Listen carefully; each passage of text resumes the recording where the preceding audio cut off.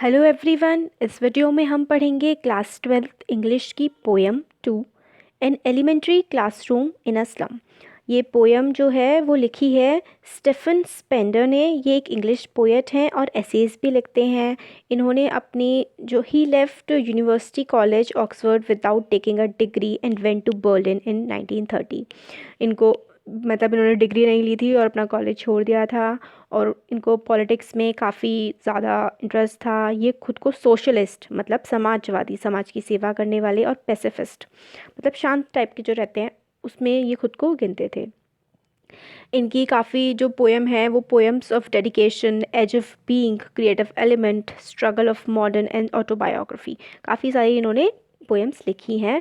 और an elementary classroom in a slum में ये कंसंट्रेट करते हैं सोशल इनजस्टिस पर। सोशल इनजस्टिस का मतलब होता है समाज में जो भेदभाव है, इनइक्वालिटीज़, असमानताएं हैं, किस तरीके से कि मतलब किन्हीं लोगों के पास तो सब कुछ होता है और कुछ लोग ऐसे होते हैं जिनका ना ही प्रेजेंट भी बहुत ख़राब होता है और फ्यूचर की भी कोई होप नहीं होती।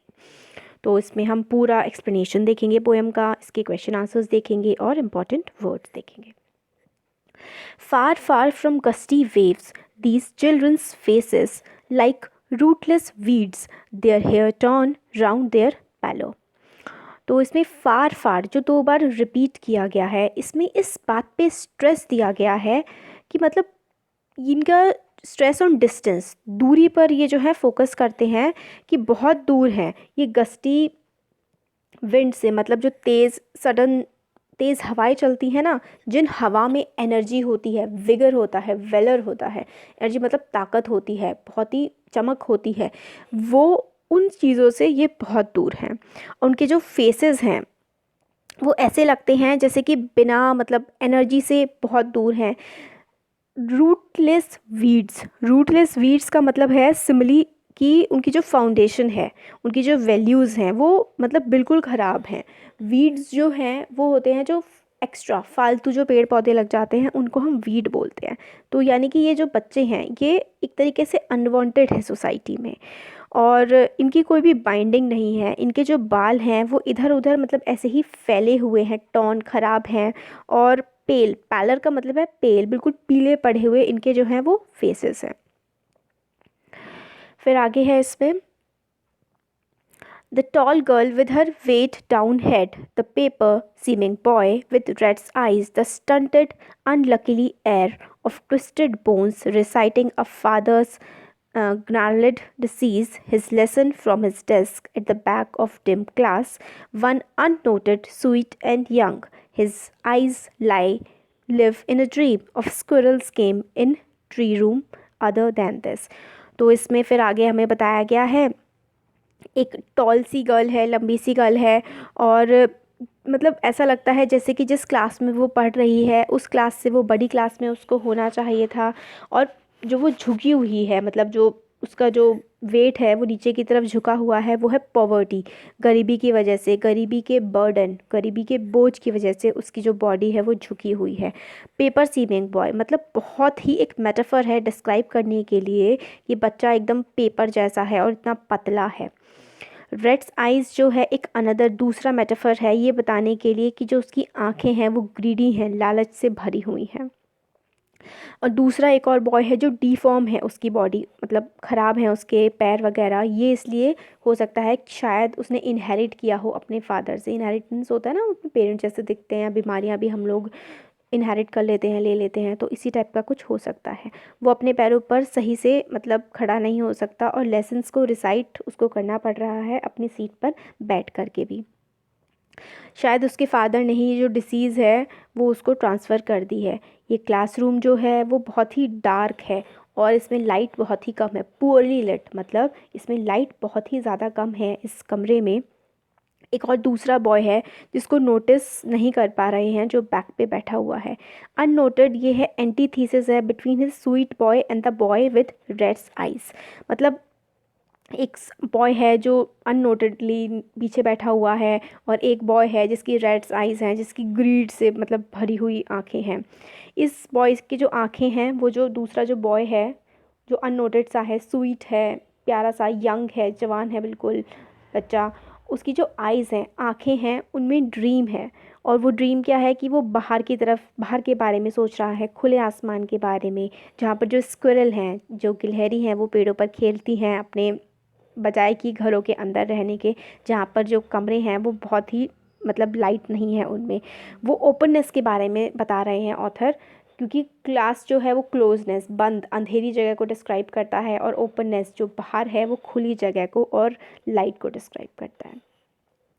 अब आगे है, on sour cream walls donations Shakespeare's head cloudless at dawn civilized storm riding all cities Belflari Tyrolese Valley open-headed map awarding the world its word. And yet for these children, these window, not this map, their world, where all their futures painted with fog. अब इसका क्या मतलब है? इसमें ये है, wall जो है क्लासरूम की वो डर्टी हैं, येलो कलर की हैं और सोर क्रीम कलर की है, मतलब डर्टी वॉल्स हैं। सोर क्रीम वॉल का एक सिमिली है ख़राब चीज़ के लिए, डर्टी के लिए। डिस्क्रिप्शन किया गया है पोस्टर का जो लगाए गए हैं क्लासरूम में, वो प्रोबेबली शायद जो है स्कूल को डोनेशन में मिले हुए थे, दान में मिले हुए थे। उनमें से एक थी शेक्सपियर की पिक्चर। उस पिक्चर में उस शेक्सपियर का हेड जो है वो बॉल्ड है, मतलब वो उसमें टकला है और ऐसा लग रहा है राइजिंग सन की तरह, उगते हुए सूरज की तरह। और एजुकेशन को कहा गया है कि वो बिल्कुल सिमिलर होती है एक उगते हुए सूरज के जैसे, राइजिंग सन की जैसे, क्योंकि वो स्प्रेड करती है लाइट हर तरफ। जिस तरीके से सूरज अपनी लाइट हर तरफ स्प्रेड करता है, हर तरफ फैलाता है, इसी तरीके से एजुकेशन भी जो है वो अपनी रोशनी हर तरफ फैला देती है। फिर जो ऑथर हैं उन्होंने इसको कंसिडर किया है एक symbol of culture, education, intelligence all over the world. मतलब जो सूरज की रोशनी है वो इंटेलिजेंस, होशियारी, पढ़ाई लिखाई और कल्चर को डिस्क्राइब करती है। Next poster was of the Tyrolese valley, जिसमें बहुत सारे चर्चेज़ हैं, बहुत सारे फ्लावर्स हैं, जो सिंबलाइज करता है एक ब्यूटीफुल क्रिएशन ऑफ नेचर, कि नेचर में कितनी खूबसूरत चीज़ें हैं। वो ये वाला जो पोस्टर है ये उसे डिस्क्राइब करता है। फिर एक और है जिसमें वर्ड का मैप है। मैप जो है वो मेटाफर है, वो सिग्निफाई करता है कि किस तरीके से नॉलेज को शेयर किया जाता है। मगर इन बच्चों के लिए जो वर्ड है, दुनिया है, वो पिक्चर वाली नहीं है, जो मैप वाली नहीं है। इनके लिए तो इनकी क्लासरूम के बाहर जो विंडो है, उस क्लासरूम में जो विंडो है उससे जो बाहर व्यू दिख रहा है वो इनका वर्ड है। और क्लासरूम में तो ये ट्रैप्ड हो गए, मतलब बंद के बैठे हुए हैं। इनका जो फ्यूचर है वो डिम और होपलेस दिखाई देता है, मतलब इनके फ्यूचर में कोई उम्मीद, ऑथर जो कहते हैं, शायद ना हो। नैरो, एक पतली सी स्ट्रीट जो है, नैरो स्ट्रीट, वो एक मेटाफर है फ्यूचर के लिए इनका, जो कि काफ़ी ज़्यादा लिमिटेड है। सील्ड विद अ लीक से, मतलब इसमें क्या है, इस पोएम में मेटाफर्स बहुत ज़्यादा, मतलब एक अलग चीज़ के बोल करके किसी और दूसरी चीज़ को बताना, वो होता है मेटाफर। इस पोएम में बहुत ज़्यादा मेटाफर्स यूज़ किए गए हैं। इसमें चिल्ड्रन के डार्क फ्यूचर के लिए जो ग्रे कलर्ड स्काई है वो यूज़ किया गया है। फार फार जो है वो रिपीटेशन है कि ये सारी की सारी चीज़ें जो हैं काफ़ी ज़्यादा दूर हैं। इस टाइप से मेटाफर जो है वो इस्तेमाल किए गए हैं। और यही है कि इनका जो फ्यूचर है वो फॉग से पेंटेड है, इस तरीके से ये मतलब हमें बताते हैं जो ऑथर है। फॉग से पेंटेड है मतलब काफ़ी ज़्यादा फ्यूचर में इनके शायद कोई लाइट्स ना हो। हाँ, फिर देखिए मैंने ये वाला पूरा थोड़ा आपको पहले एक्सप्लेन कर दिया। तो इसमें है, a narrow street sealed with a lead sky far far from rivers capes and stars of words. मतलब वही नैरो स्ट्रीट, जो पतली सी गलियां हैं वो फ्यूचर को नहीं दिखाती हैं, ये दिखाती हैं कि इनका फ्यूचर शायद आगे ब्राइट ना हो। रिवर्स से और सुंदर जो वर्ड होता है, खूबसूरत दुनिया जो होती है, उससे हो सकता है ये चीज़ काफ़ी दूर हो। फिर नेक्स्ट है आगे, surely Shakespeare is wicked, the map is a bad example with ships and sun and love tempting them to steal. For lives that slowly turn in their cramped holes from fogs to endless night, on their slag heap these children wear skins peeped through by bones and spectacles of steel, with mended glass like bottle beds on stones. All of their time and space are foggy slums, so plot their maps with slums as big as two. तो इसमें भी काफ़ी important और बड़ा message दिया गया है। तो वो ये है कि ये जो पिक्चर है ना दीवारों पे, इनका कोई भी मतलब नहीं है इन बच्चों के लिए। इन बच्चों की जो अपब्रिंगिंग है वो इन मतलब कोई भी अच्छी क्वालिटीज़ यहाँ से लेकर के नहीं हुई है। काफ़ी बैड क्वालिटीज़ जो है आसपास के लोगों से इन्होंने ली हैं। इनके लिए शेक्सपियर भी एक विकेड, एक बुरा इंसान है। इनको कोई बेनिफिट नहीं होगा। ये जो पिक्चर्स लगी हुई हैं इनके कमरे में, मैप, शिप, सन, ट्रैवल, लव, ये सारी की सारे इनकी जो एबिलिटीज़ हैं समझने की, कॉम्प्रिहेंडिंग एबिलिटीज़, इनकी समझने की क्षमता से वो परे हैं। इनकी डिज़ायर है लव की, एक्सेप्टेंस की, मगर इनको फोर्स कर दिया जाता है कोई भी क्राइम करने के लिए, गुनाह करने के लिए, चोरियां करने के लिए। क्रैम्प्ड होल का मतलब है छोटे छोटे घरों में इनको मतलब रहते हैं, जिसमें इतने सारे लोग छोटे छोटे से घरों में रहते हैं जिनकी जितनी जगह भी नहीं है, मगर इन्होंने खुद को अडेप्ट कर लिया है, मतलब अब भी रहना सीख गए हैं उन छोटी जगहों में। फ्रॉम फॉग मतलब एक मेटाफर है दिन के लिए, और एंडलेस नाइट जो शायद फॉगी स्लम का मतलब है एंडलेस नाइट, शायद जिसमें कभी सूरज आए ही ना। इनके जो स्किन है वो भी काफ़ी ज़्यादा अच्छी नहीं है, कपड़े भी इनके ख़राब हैं, ये स्केलेटन जैसे दिखते हैं क्योंकि इनको न्यूट्रिशन की कमी है इनकी बॉडी में, इनको खाने के लिए अच्छे से नहीं मिलता है। इन्होंने ग्लासेस, स्टील के ग्लास पहन रखे हैं जो काफ़ी ज़्यादा सस्ते होते हैं और बहुत ही अनकंफर्टेबल होते हैं, मतलब जिनको पहनना बहुत ही ज़्यादा मुश्किल होता है। इनकी लाइफ जो है वो काफ़ी हार्ड है, काफ़ी बर्डन है इनकी लाइफ में, like bottle beds on stones. मतलब इसमें ये है कि इनके जो लाइफ में आसपास चीज़ें काफ़ी डर्टी हैं, स्लम काफ़ी ज़्यादा फॉगी है, इनका चांसेस कि ये यहाँ से बाहर निकल जाएं ये भी मतलब बहुत ही ज़्यादा मुश्किल है कि इस जगह से ये लोग बाहर निकल पाएँ। और गवर्नमेंट और स्कूल्स इन स्लम्स को मतलब लोगों को मजबूर कर देते हैं, कोई अपॉर्चुनिटीज़ ही नहीं है कि इन्हें स्लम्स में रहना पड़े। एजुकेशन सिस्टम जो है वो भी इनको इन स्लम से बाहर निकालने में हेल्प नहीं कर पा रहा है। फिर आगे है unless governor, inspector, visitor. This map becomes their window, and these windows that shut upon their lives like catacombs. Break, oh, break open till they break the town and show the children to green fields and make their world run azure on gold sands and let their tongues run naked into books. The white and green leaves open history, theirs whose language is the sun. तो इसमें हमें बताया गया है कि government asking the government and public to, government से, public से, कि ये जो वॉल्स पे मैप्स लगाए हुए हैं चिल्ड्रन की विजन को बढ़ाने के लिए, इनको इंस्पिरेशन देने के लिए और कुछ अचीव करने के लिए, मगर इसमें भी क्या है, रियलिटी नहीं है। क्लासरूम की जो विंडो हैं उसमें रिस्ट्रिक्शंस लगी हुई हैं, कैसे कि वो अपॉर्चुनिटीज़ उनको और भी ज़्यादा आगे की नहीं मिलने बढ़ने के लिए मिल रही हैं विंडोज़ की वजह से, इन डोर्स की वजह से। तो ब्रेक हो ब्रेक, इनको तोड़ दो, इसके है कि और यहाँ से निकल जाओ बाहर और अपने जो सपने हैं, ड्रीम्स हैं, उनको अचीव करो।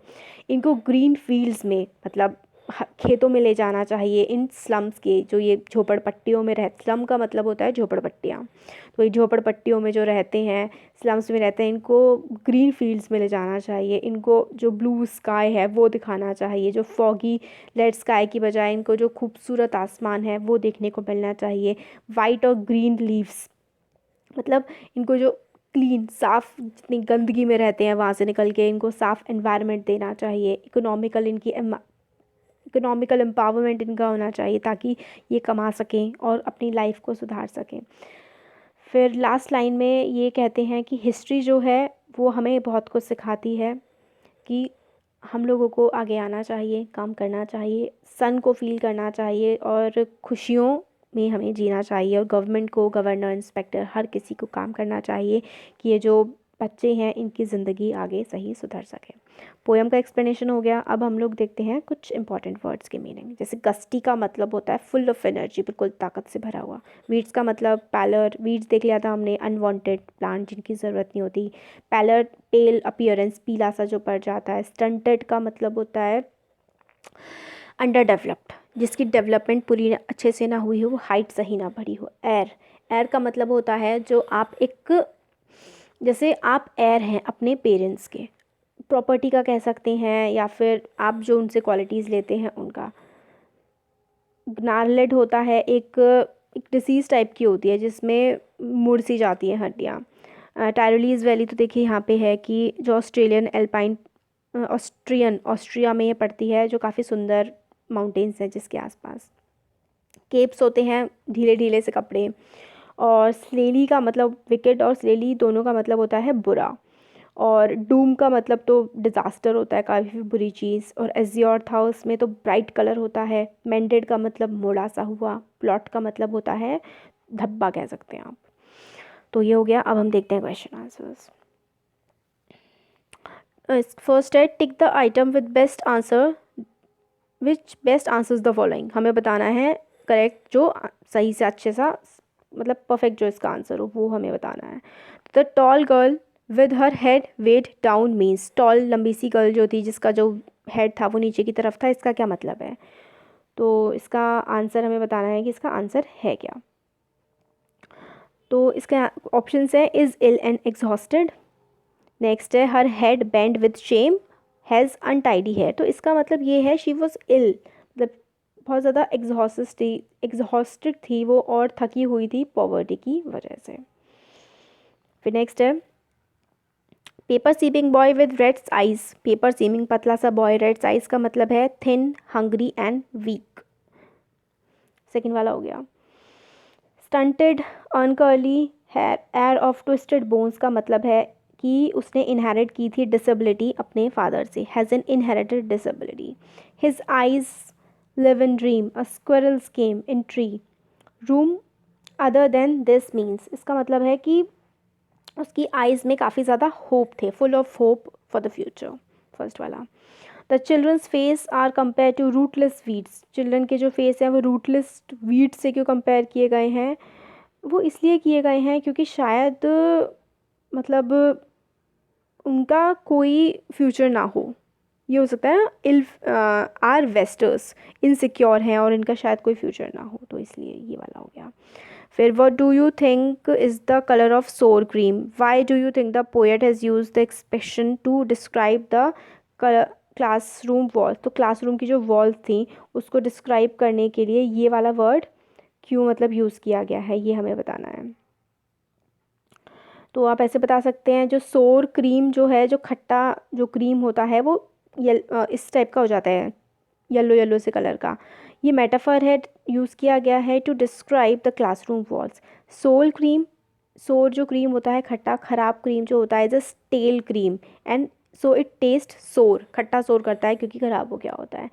It is spoiled and useless, वो ख़राब होता है क्योंकि सड़ चुका होता है। A similarity is drawn between sour cream and the walls are dirty and color has turned yellow cream as they are spoiled and dirty, not fresh and clean।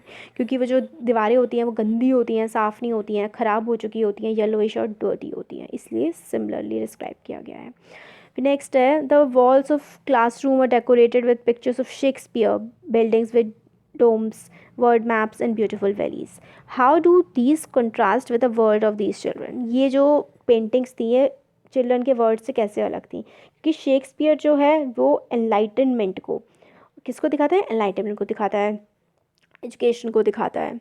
और बिल्डिंग विद डोम्स ब्यूटी को, empowerment को, happiness, colours को दिखाती हैं। Word का map जो है वो नॉलेज को दिखाता है। मगर बच्चे तो जो क्लास इस्लाम के क्लासरूम के बच्चे तो इन चीज़ों से बहुत दूर थे, इसलिए जो है वो कंट्रास्ट है, डिफरेंट है। तो pictures on the wall indicate light, empowerment, beauty, happiness, knowledge, while the children in the classroom lack all these things in their life. Their life is dark, sad, black and white, dirty and neglected. तो इस तरीके से वो contrast करते हैं। What does the poet want for the children for the slums? How can their lives be made to change? जो poet है वो क्या चाहता है बच्चों के लिए जो slums में रहते हैं और किस तरीके से उनकी लाइफ चेंज हो सकती है? इसका आंसर है poet wants to take the children out of the confines of the slum into the vast open seaside to give them better life। तो लास्ट की जो लाइंस थी, जो पोएट है वो चाहते हैं बच्चे बाहर निकले स्लम से, खूबसूरत ग्रीन फील्ड्स में जाएं, सन के नीचे जाएं, स्काई को देखें। Poor system of slums does not help in improving there condition. ख़राब सा जो सिस्टम है स्लम्स का उससे कोई भी उनकी लाइफ में इम्प्रूवमेंट नहीं होता। He wants the government to take action to ensure better life for them and give them opportunity to earn their living with dignity and to improve condition of their life and fill them with happiness. तो government को try करना चाहिए कि वो help करे बच्चों की और इन लोगों की, ताकि इनकी ज़िंदगी सुधर सके और खुशियों से भर सके। तो हो गया ये एक्सप्लेनेशन, पूरा पोएम के बारे में जाना, पूरी एक्सप्लेनेशन, वर्ड मीनिंग समझे और क्वेश्चन आंसर्स देखें। सो कैसा लगा आपको वीडियो, कमेंट सेक्शन में कमेंट करके बता सकते हैं। अच्छा लगा तो वीडियो को लाइक करिए, चैनल को सब्सक्राइब करिए और अपने फ्रेंड्स के साथ भी शेयर करिएगा। Thank you.